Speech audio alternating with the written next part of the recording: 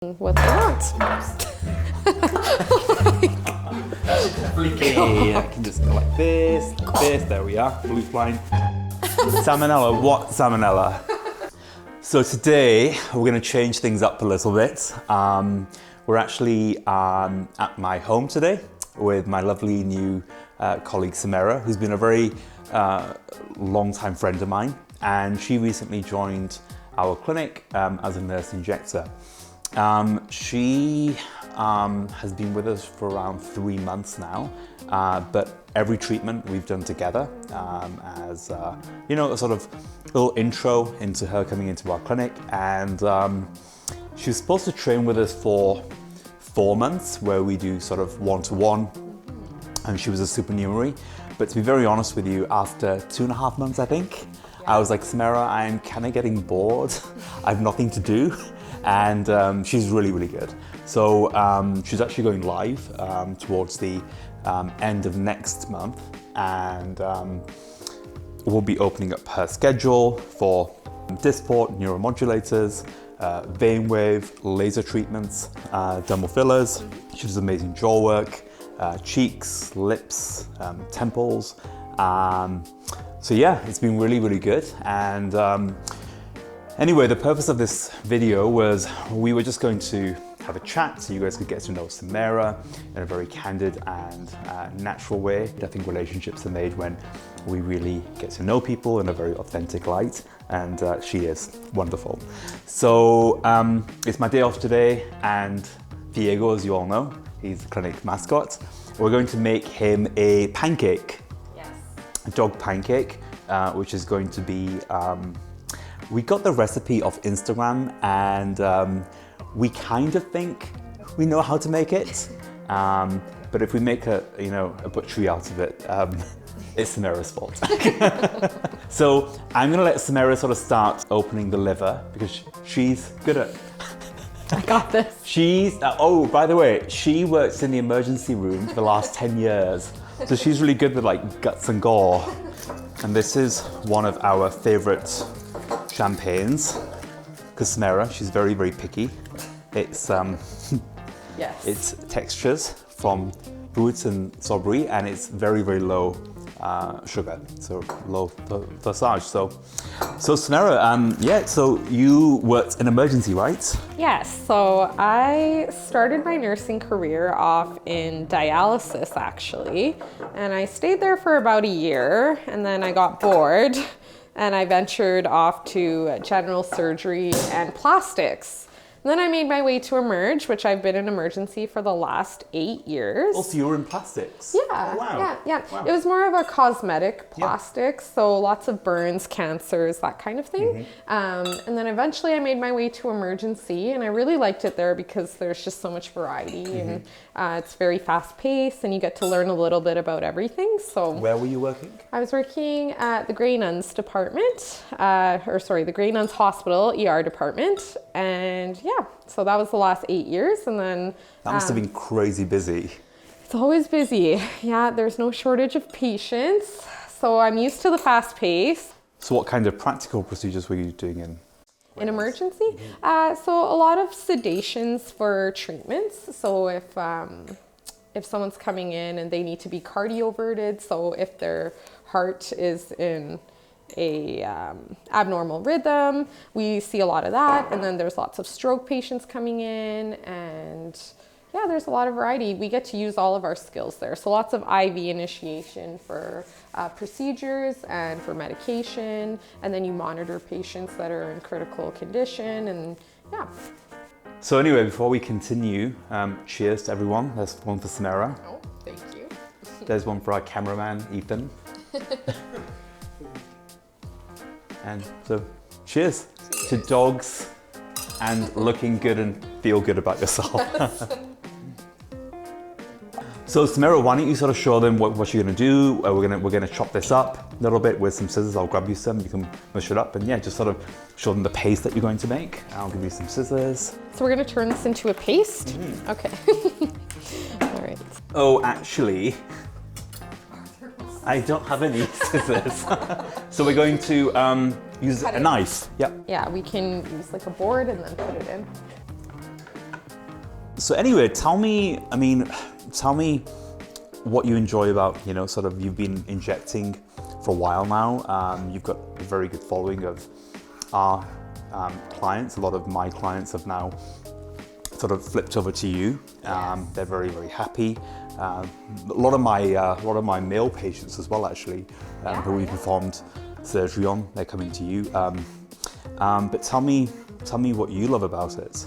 I really like just making a goal and sitting down with the patients and slowly making it happen. I've always believed in like the approach of less is more and not looking overdone. So I think it's really important that we start off slow and kind of build our way up and have a plan for what they want to look like and how we're going to achieve that. So I've really enjoyed meeting everyone. Everyone's been really great at the clinic, and yeah, it's been very exciting for me. Do you find that that's one of the problems in aesthetics in today's world, that people are they're trying to get to their goal like in one sitting, or they want everything today?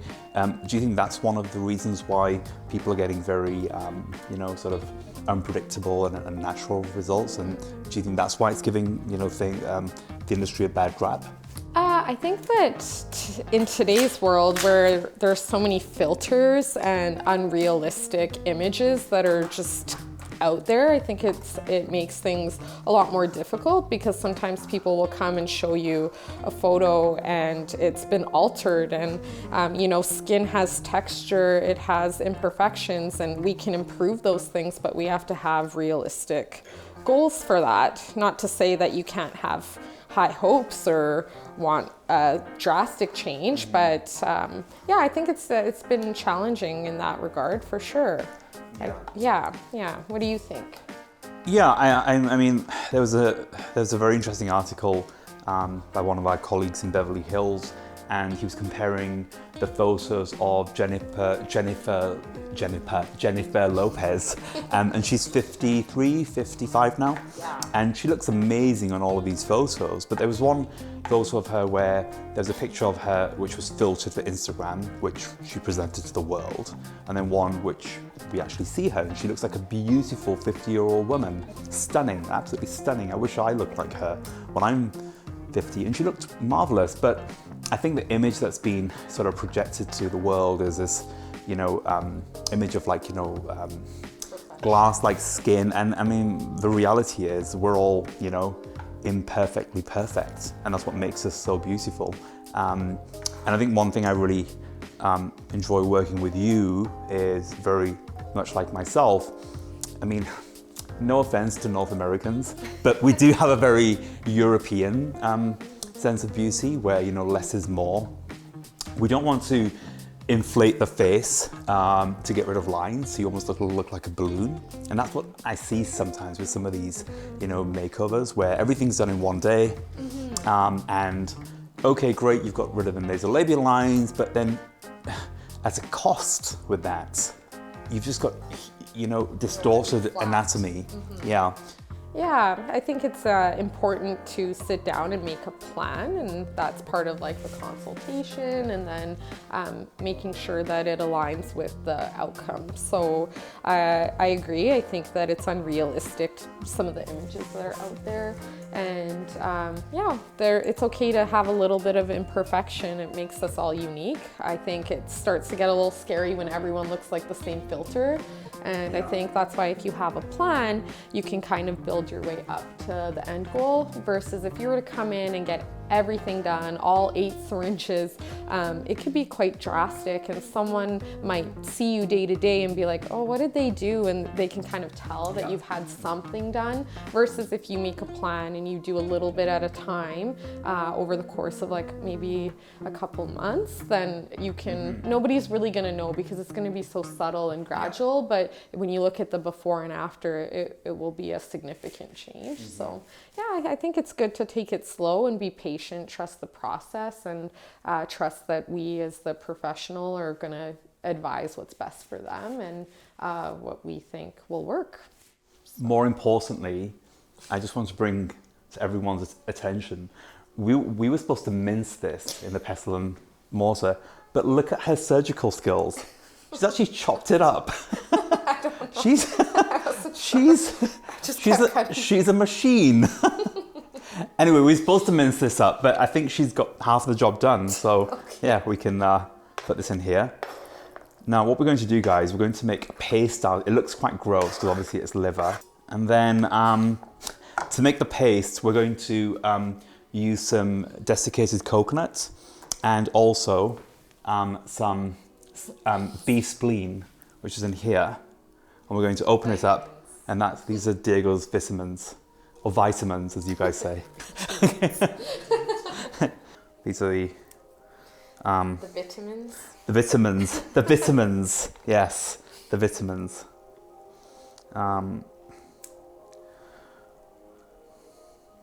So, have you actually had work done yourself, Sumeyra? Yes. Sorry to ask you. I know it's a taboo. I have. Like, I'm natural. I'm all unnatural. Nothing at all. Just water, oxygen, and Vaseline. On my face, of course. Joking. I'm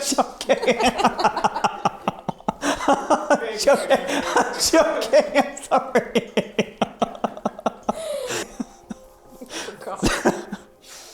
Right. So yes. Yes, I have in the past. I think like most, I started off with some Botox right before my wedding.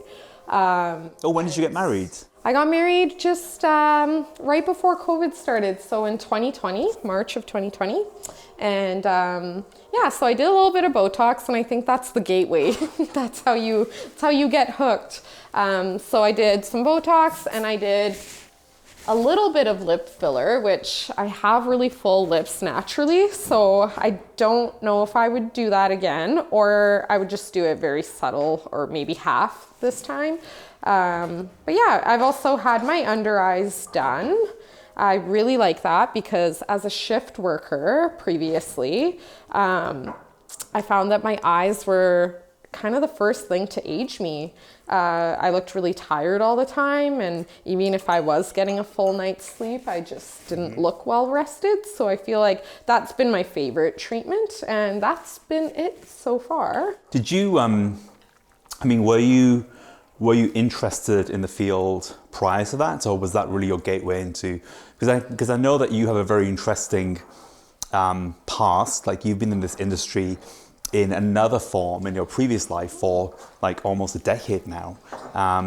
You were in something which involves very minute work. Yes. So was that like a gateway into this, or was it really getting treatments yourself?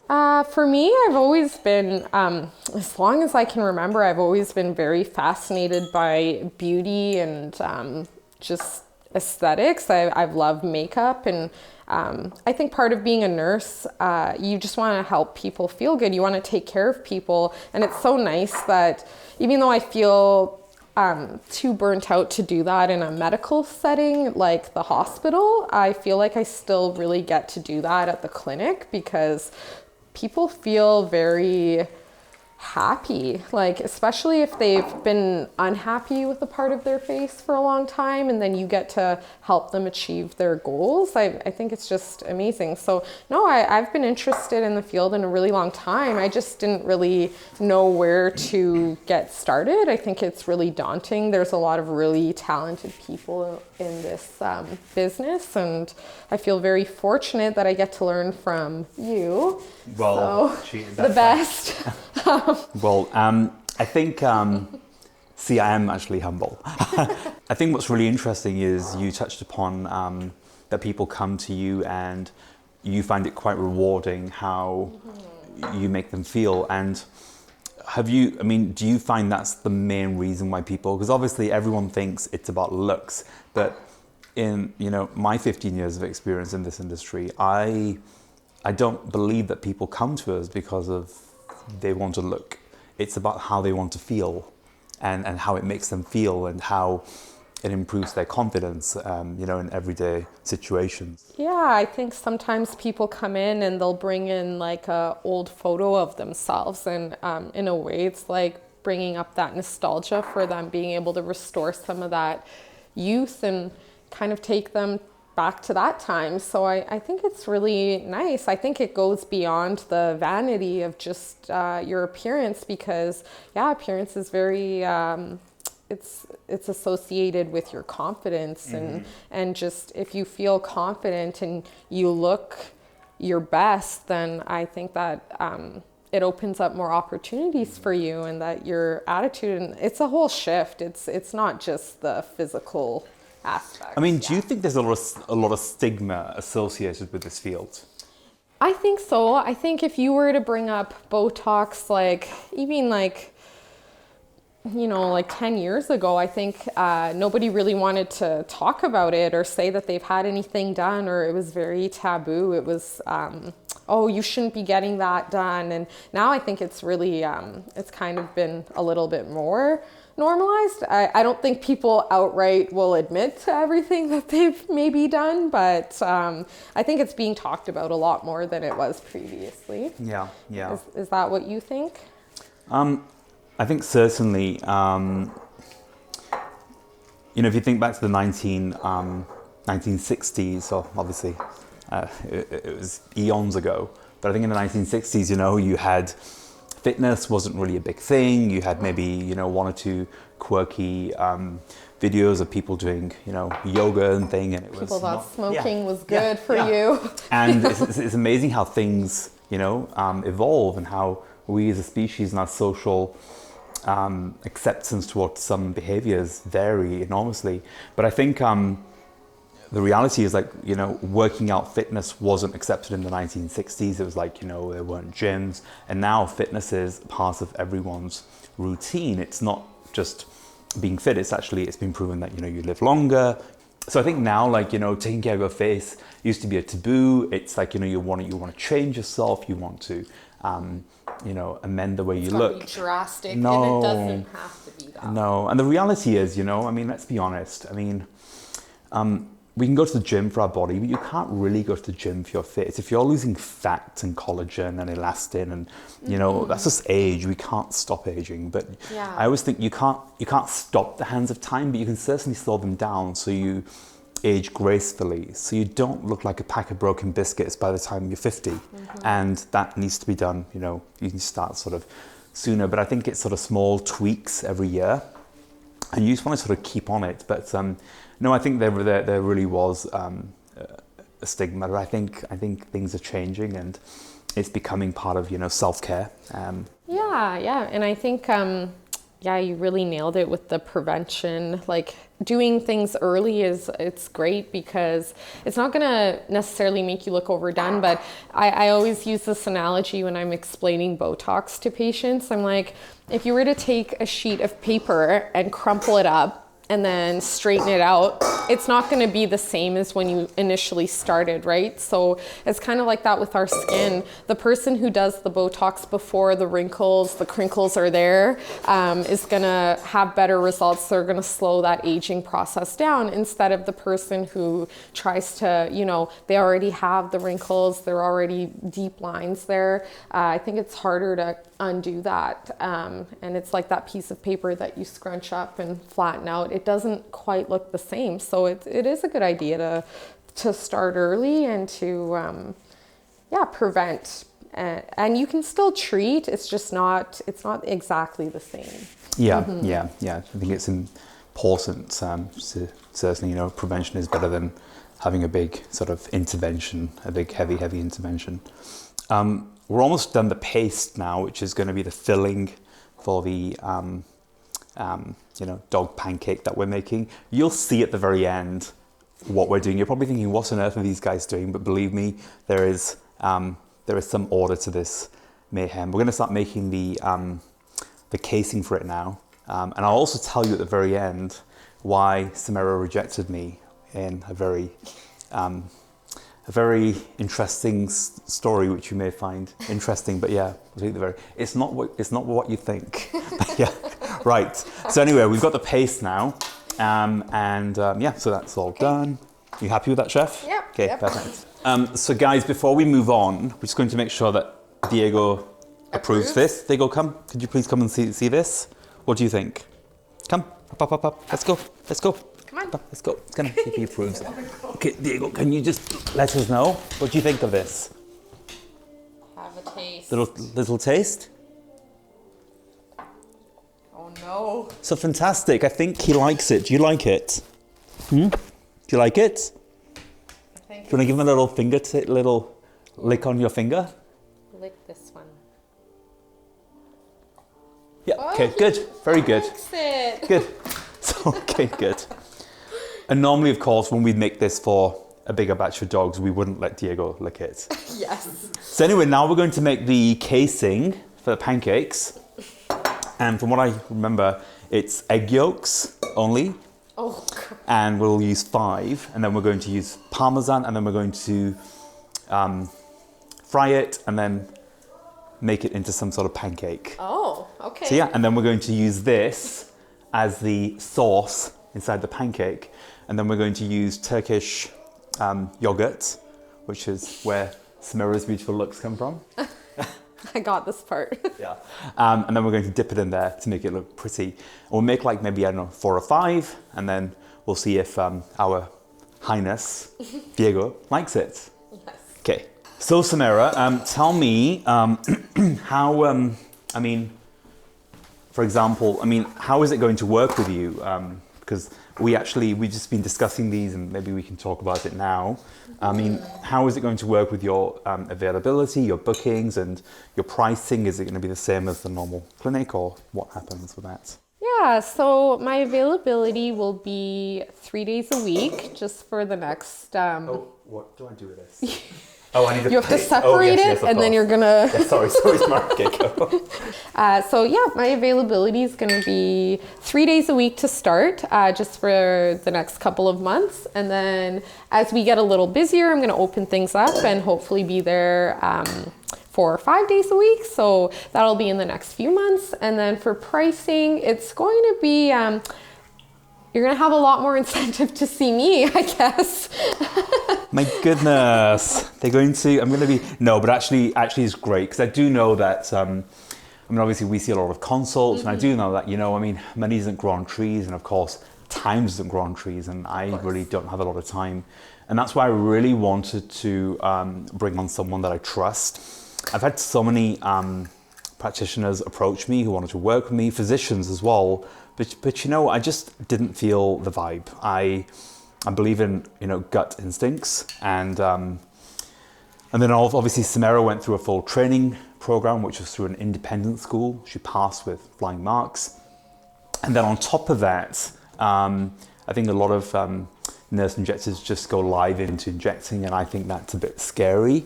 And Sumeyra then did a live apprenticeship with me where I observed every treatment, we did it together, and it was great. It was really, really, really good. So I trust this woman wholeheartedly. But anyway, so coming back to the money, I think money is important for all of us. It'd be lying to say it's not. We go to work for money, we want to be rewarded, and also we want the best treatments for the best value. And I do know sometimes patients are a little bit, strapped for resources because maybe to do a full face, it takes 10 syringes. And at my pricing, that's going to be $6,500, quite a lot over, a year. We thought about how can we actually provide fantastic results, the same service, but actually make it more, accessible to everyone. And I think this is why we sort of chose to opt for a different pricing model for Sumeyra, with more availability. One thing we didn't want to do, and why I really like her, we do not want to have this sausage factory where we have, 50 people coming in a day and just, injecting them back. It's not. We want to have that elegance, the quality, really take care. I mean, look at the way she chops up the liver, for goodness sake.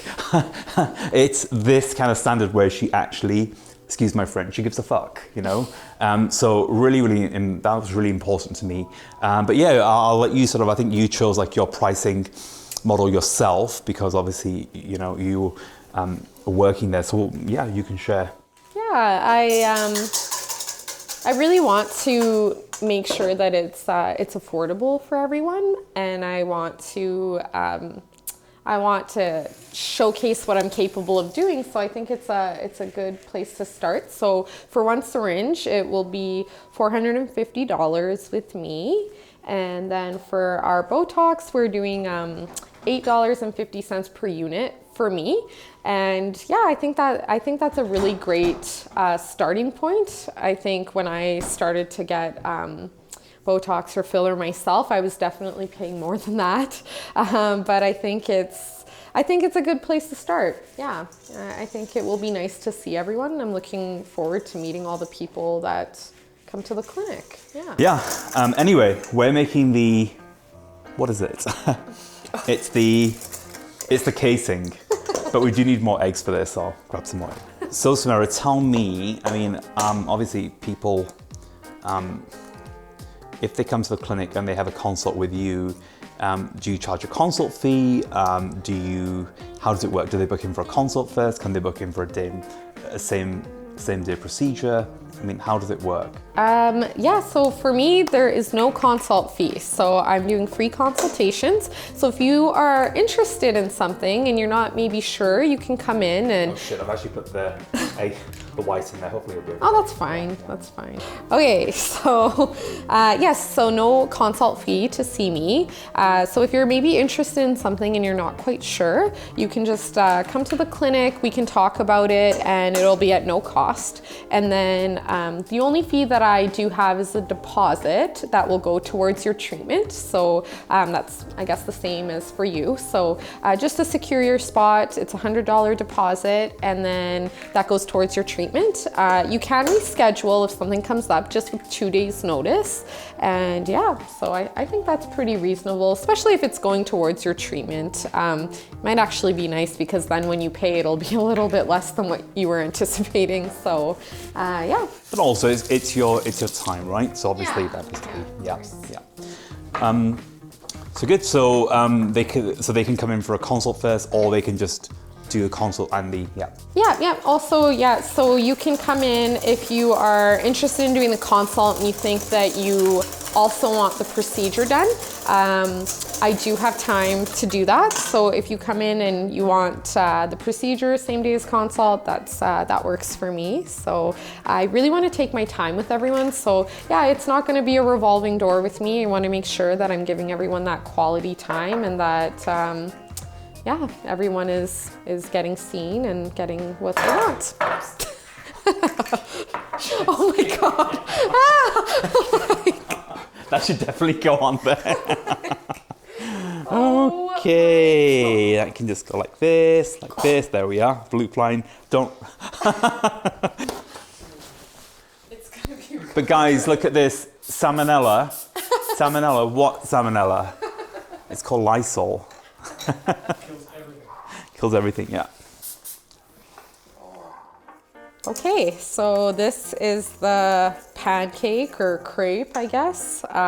So we're gonna pour it into there, and then we're gonna roll are we putting that in there? Okay, yeah, so we're gonna put the liver in there and roll it up. So that's the plan. See how we... That's on.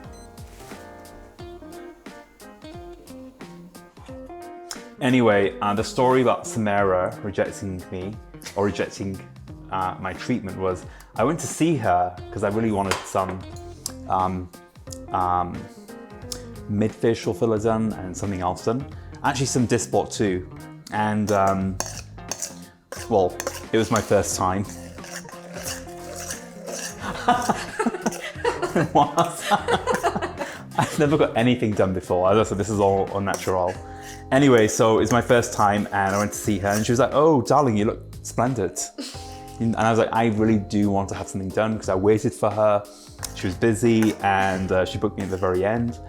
And yeah, she rejected me. She said to me, "You need to leave, I'm not doing anything for you." So yeah, if you don't need it, yeah, no. She's savage. But in a good way, because yeah, we don't want to look you don't want to look overdone. So I think if you, sometimes it's really easy to get carried away, especially if you're getting really good results. Let's say you got a little bit of lip filler and you're really happy with it. So then you're like, oh, I'll just do a little bit more. I'll do a little bit more. And you can get carried away quite easily. So I let you know that it was best to take a little break before doing any more procedures or any procedures.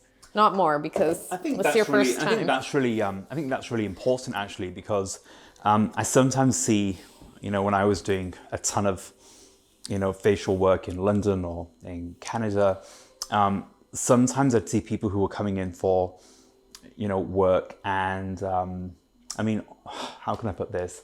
They were getting injected like every 6 months or 8 months, yeah. And I think there's some responsibility on the practitioners. At some point you need to say, actually, no, you don't need this, or even if they're requesting it. We don't want to distort anatomy. You want things to look natural, and I think that's really important, because obviously, let's be honest, that this is how we make our income. This is the business, but at the same time, you need to take care of your brand, and it's art. We're trying to recreate art here, and it's not about just, shoving gel in people's faces. Yeah, I totally agree. I think less is more. You can always work your way up, and I think trust the professionals when someone's letting you know that maybe it's time to take a little break.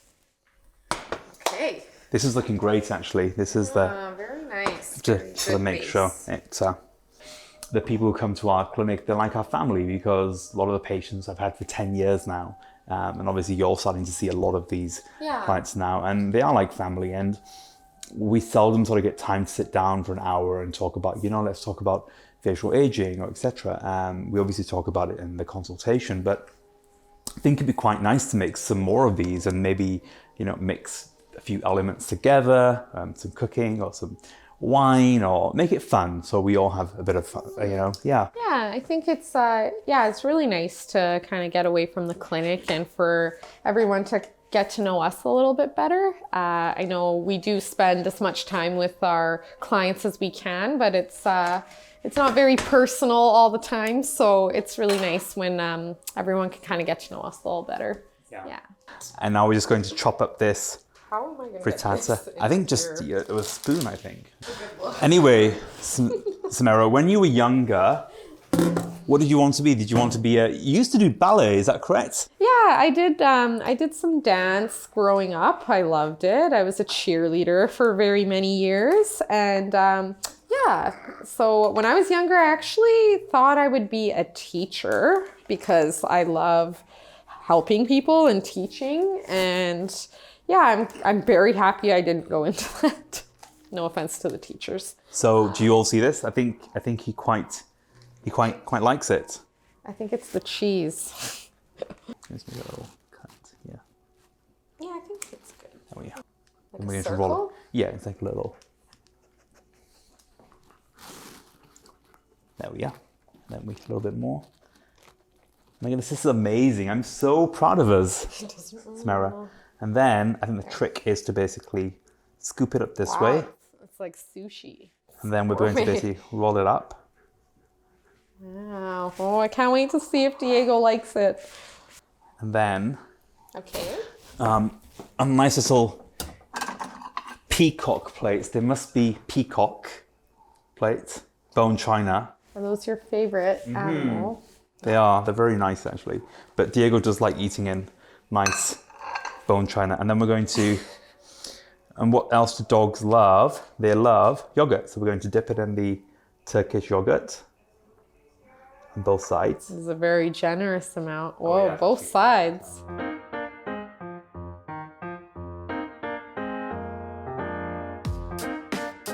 Diego's like panting. I don't know if you guys can hear that.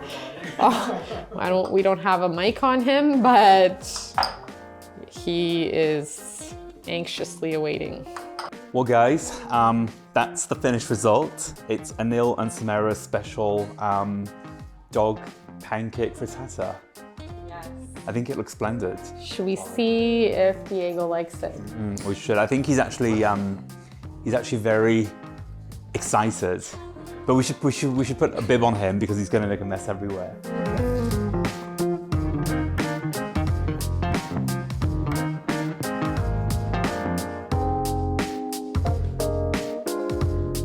So this is Diego's plate because he likes the hearts on there. So Diego, are you ready? Can you sit, Diego? Sit. Sit. Can you sit? You sit. Good job. Okay, let's see if he likes it. Oh my gosh, he ate it in one bite. So that's splendid. He loved it. And now we're going to see if he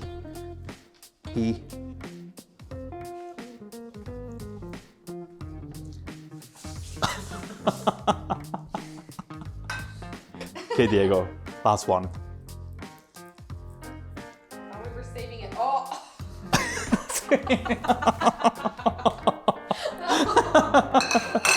Oh, that's nice. That's good. Solid footage. I love it.